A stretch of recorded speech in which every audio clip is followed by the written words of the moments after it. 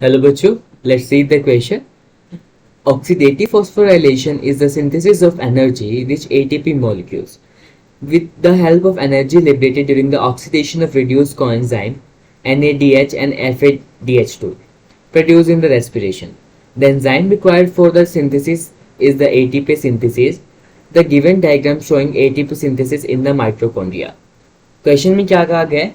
सबसे पहले एक स्टेटमेंट दी है कि ऑक्सीडेटिव फॉस्फोराइलेशन क्या करता है, हमारे एनर्जी का सिंथेसिस करता है, एटीपी के मॉलिक्यूल की सिंथेसिस करता है बेसिकली। और वो एनर्जी मिलती कहाँ से? जब एक हमारा कोएंजाइम लाइक NADH या FADH हम ऑक्सीडाइज करते हैं उसको, तब हमें एनर्जी मिलती है। और ये NADH और FADH जो रेस्पिरेशन में हम प्रोड्यूस होंगे। अब बोला कि जो एंजाइम चाहिए एटीपी सिंथेसिस करने के लिए उसका नाम है एटीपी सिंथेसिस। और ये डायग्राम बताया कि कैसे सिंथेसिस हो रही है माइटोकॉन्ड्रिया में।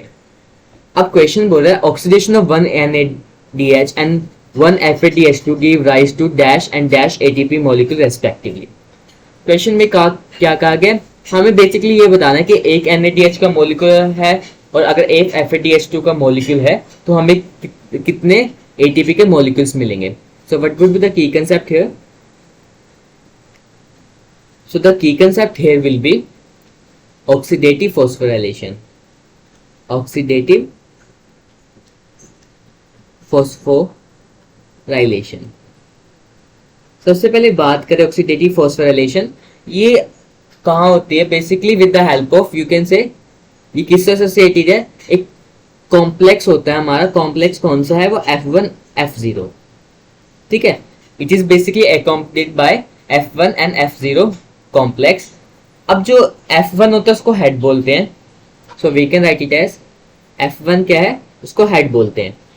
और इसमें क्या होता है? एटीपी एक्टिविटी फाउंड करते हैं, so we can write it as F1 के बारे में एटीपेज एक्टिविटी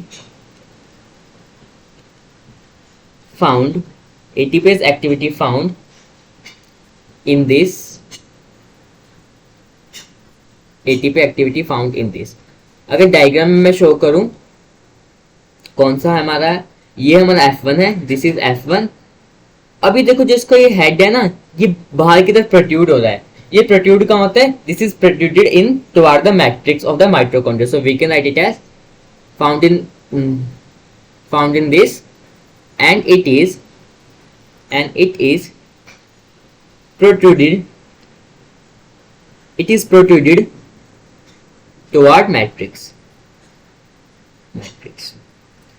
अगर ये दूसरा हमारे पास है F0 जो है वो बेस होता है। ये बेसिकली हमारा इनर मेम्ब्रेन में होता है। इसके पास क्या होता है? It has proton channel. ये प्रोटॉन का ट्रांसफर बेसिकली करेगा, प्रोटॉन इसी से आए और जाएंगे। सो यहाँ पे हमारा inner, you can write it as inner mitochondrial membrane, inner mitochondrial membrane. और यहाँ इस साइड क्या है? ये है मैट्रिक्स हमारी, ये मैट्रिक्स है। ये तो हमने सिंपल बात करी कि क्या होगा। देखो एटीपी का सिंथेसिस हो रहा है F1 कॉम्प्लेक्स में, और F0 में क्या हो रहा है? बेसिकली इसके पास प्रोटॉन चैनल ट्रांसफर कर रहा है। अब बात करते कि अगर हमारा एक एटीपी कब सिंथेसिस होगी? अगर हमारा ट्रांसफर होगा ना, अगर 1 पेयर ऑफ प्रोटॉन मतलब 2 अगर H पॉजिटिव आयन ट्रांसफर होंगे तब हमारा एटीपी का सिंथेसिस होगा। So we can write it as transfer of 1 pair of proton back to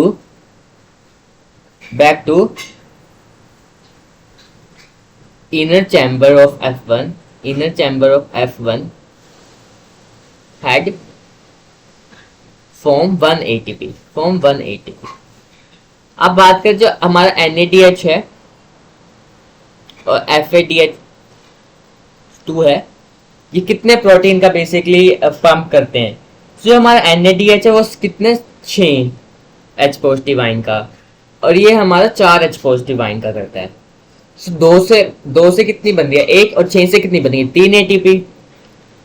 और FADH2 की बात करूं 2 से बन रही है 1, 4 से कितनी बनेगी? 2 ATP। So there will be formation of 3 ATP from the one molecule of NADH2 and then there will be formation of 2 ATP from the one molecule of FADH2.